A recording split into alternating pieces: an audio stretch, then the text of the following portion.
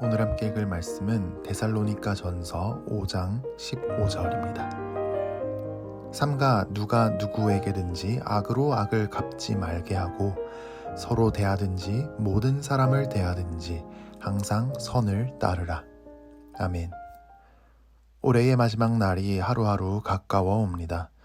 주님께서 다시 오실 마지막 날도 하루하루 가까워 옵니다. 우리는 주님의 재림을, 최후의 심판을 어떻게 준비해야 할까요? 만약 내일 주님이 오신다 하면 흔히들 이렇게 생각합니다. 이제 출근도 하지 말고 등교도 하지 말고 예배만 드리고 하루 종일 죄만 회개하면서 살아야 한다고 말입니다. 그래서 주님을 깨끗한 상태로 당당하게 맞이하겠다는 것이죠. 하지만 데살로니가 전서는 그런 행동을 게으름이라고 표현합니다. 믿음 좋은 걸 빙자해서 오늘 내게 주어진 사명과 의무를 등한시하고 회피하는 것이기 때문입니다. 우리는 내일 주님이 오셔도 주님께서 지금 내게 맡겨주신 일을 믿음으로 해내야 합니다. 그런데 특히 주님의 다시 오심이 가까워 올 때 우리가 놓쳐서는 안 되는 중요한 점이 있습니다. 교회 안에서든 교회 밖에서든 원수진 사람을 어떻게 대할지의 문제입니다. 오늘 말씀 15절은 삼가라는 말로 시작합니다. 그러니까 이 일은 우리가 아주 주의를 기울이고 신경을 써야 하고 순종하기 위해서 의도적으로 노력해야 하고 내 자신을 억제해야 하는 일이라고 말합니다. 바로 누가 누구에게든지 악으로 악을 갚지 않는 일입니다. 데살로니가 교회 안에서는 서로 상처를 주고 손해를 끼치고 마음이 상하는 일이 있었습니다. 교회 안에서 누군가 자발적으로 호의로 봉사를 하는데 그것을 당연하게 여기면서 손도 까딱하지 않으려는 사람들이 있었습니다. 교회 안에서 교역자나 리더가 명백히 잘못된 행동을 꾸짖었다고 마음이 상했다고 상처를 받았다고 원한을 품는 사람들이 있었습니다. 데살로니가 교회 밖에서도 신앙 때문에 가족이 핍박을 했습니다. 직장에서 핍박을 받았습니다. 이웃 가운데서 무시와 조롱을 받고 심한 경우 폭력을 당하고 법정 고발을 당하기도 했습니다. 나를 힘들게 한 사람 때문에 너무 분노가 일어나서 복수하고 싶은 마음이 굴뚝 같았습니다. 그런데 악으로 악을 갚지 말라고 말씀합니다. 그것도 누가 누구에게든지 악으로 악을 갚지 말라라고 하는데 이것은 그 어떤 경우에도 그 누구에게라도 나를 힘들게 한 것 절대로 복수하지 말라는 뜻입니다.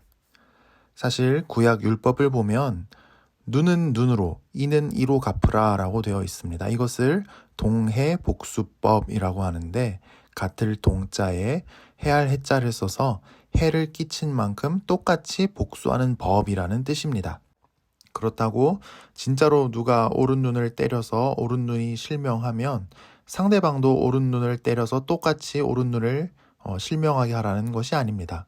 법대로 형벌을 받고 피해 보상을 하라는 뜻입니다. 사실 눈은 눈으로, 이는 이로의 정신만 지켜줘도 사회가 상당히 정의로워지겠죠. 이것은 아주 좋은 법입니다. 그런데 오늘 말씀에서 바울은 누가 누구에게든지 악으로 악을 갚지 말게 하라고 당부합니다. 왜냐하면 예수님께서 그렇게 말씀하셨기 때문입니다. 마태복음에 나오죠. 또 눈은 눈으로, 이는 이로 갚으라 하였다는 것을 너희가 들었으나 나는 너희에게 이르노니 악한 자를 대적하지 말라. 누구든지 내 오른편 뺨을 치거든 왼편도 돌려대며.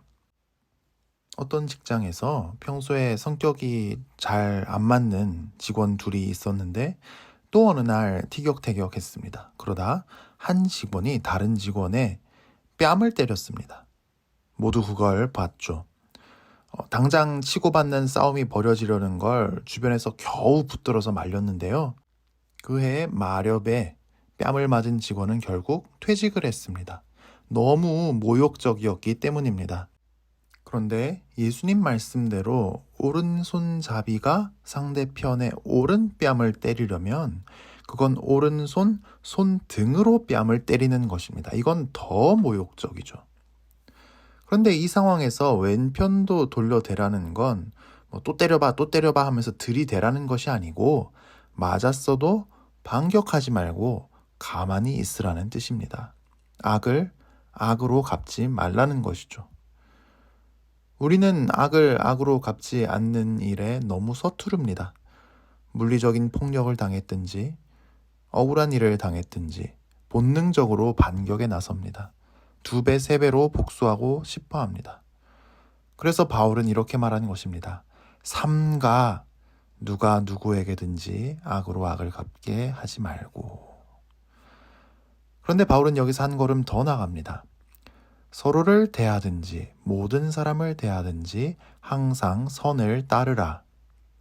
이게 무슨 말인가 하면 교회 안에서나 교회 밖에서나 누구를 대하든지, 특히 내게 상처를 주고 나를 고통스럽게 하고 내가 억울한 일을 당하게 한 사람일수록 그 사람에게 더 잘해주라는 뜻입니다. 바울은 왜 우리에게 이런 심한 요구를 할까요? 왜냐하면 바로 예수님께서 이렇게 하라고 말씀하셨기 때문입니다. 마태복음에 나오는데요.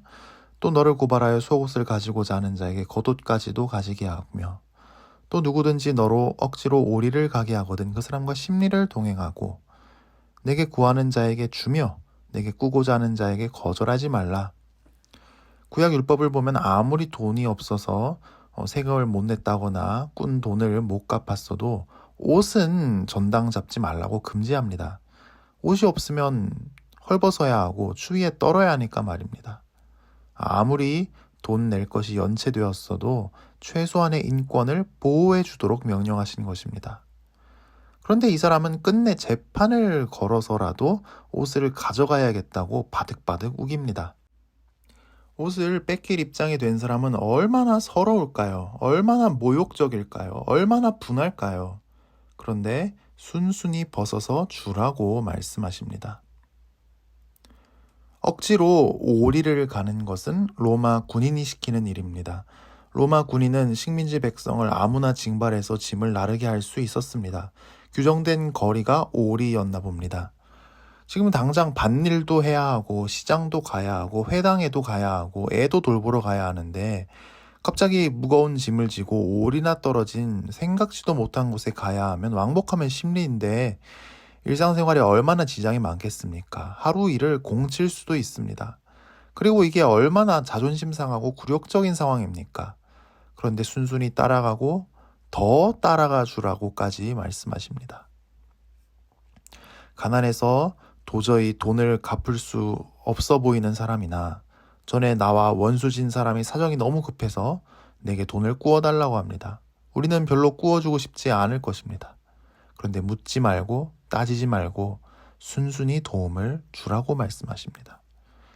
주님의 재림이 가깝기 때문에 마지막 날이 가깝기 때문에 불편해진 관계에 있는 사람, 내가 억울한 일을 당하게 한 사람, 내가 상처를 받게 한 사람, 그 사람과의 관계에 각별히 신경을 쓰라고 말씀합니다. 우리가 그럴 수 있을까요? 내가 도저히 용서할 수 없을 것 같은 사람, 계속 미운 마음이 드는 사람을 떠올려 보십시오. 나의 원수를 떠올려 보십시오. 얼마나 마음이 불편하고 상하고 미운 마음이 많이 듭니까? 그 사람을 저주하고 싶고 욕하고 싶고 모욕을 주고 싶습니다. 망하게 하고 싶습니다. 그런데 내가 나의 원수를 미워하는 것보다 수천, 수만, 수억 배 하나님께서 나를 미워하셨습니다. 우리는 죄인이었기 때문입니다. 우리는 하나님 같은 아버지는 필요 없다고 내가 알아서 한다며 하나님 마음에 대못을 받고 집을 나가버렸습니다. 그리고 온갖 죄악으로 내 자신을 망가뜨리고 하나님 마음을 아프게 하며 살아왔습니다. 하나님은 이 죄 때문에 우리에게 분노하셨습니다. 하나님이 깊은 상처를 받으셨기 때문입니다. 우리는 지옥의 불심판을 받아 마땅한 존재였습니다. 그런데 하나님은 악을 악으로 갚지 않으셨습니다. 하나님은 유일한 독생자, 하나님의 아들 예수님을 보내주셔서 우리 모든 죄를 예수님의 십자가로 가져가셨습니다. 우리 모든 죄의 벌을 예수님이 대신 받게 하셨습니다.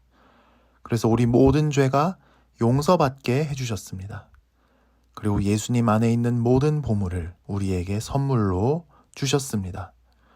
우리가 예수님을 믿을 때 예수님이 우리 안에 찾아오심으로써 말입니다. 예수님 안에 있는 죄사함과 의로움과 하나님 아들의 자격과 거룩함과 영원한 생명을 우리에게 선물로 주셨습니다. 예수님을 믿는 사람은 바로 이 예수님과 연합되었습니다. 예수님이 우리 안에 찾아오셨습니다. 그래서 이제 우리도 예수님의 삶을 살게 됩니다. 예수님이 십자가에 못 박히셨듯이 우리도 십자가에 못 박혀야 합니다. 우리를 구원하시기 위해서 예수님이 십자가에서 죽기까지 하셨듯이 말입니다. 우리도 악을 악으로 갚지 않고 선을 베푸는 일이 십자가에서 죽는 것처럼 고통스러워도 우리는 이 십자가를 져야 합니다. 예수를 믿으면 예수님이 내 안에 계시고 내가 예수님 안에 있기 때문입니다. 살아도 주를 위해, 죽어도 주를 위해 주님처럼 주님과 함께 사는 삶, 이것이 기독교입니다. 마지막이 가까울수록 악을 악으로 갚지 않고 선을 따르는 우리가 될 수 있기를 축복합니다. 함께 기도하겠습니다. 주님, 오늘 말씀은 우리 마음을 대단히 무겁게 합니다. 우리 마음속에는 미워하는 사람, 싫어하는 사람이 있기 때문입니다. 그는 나의 마음을 아프게 했습니다. 그는 나를 불편하게 했습니다. 그는 나를 억울하게 했습니다. 그는 나를 힘들게 했습니다. 용서하고 싶지 않은 사람이 있습니다. 복수하고 싶은 사람이 있습니다. 모욕을 주고 창피를 주고 싶은 사람이 있습니다.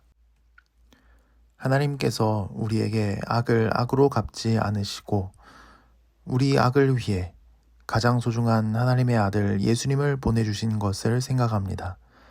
우리가 다 이해할 수 없는 주님의 사랑이지만 그 놀라운 십자가 사랑 앞에 우리는 불평하고 원망하고 욕하고 저주하던 입을 닫고 모든 할 말을 잃습니다.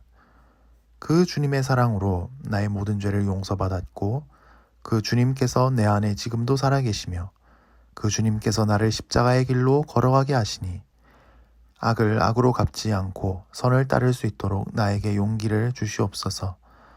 그러느라 내가 십자가 지고 죽는 것 같이 괴로워도 입을 다물고 죽게 하여 주옵소서.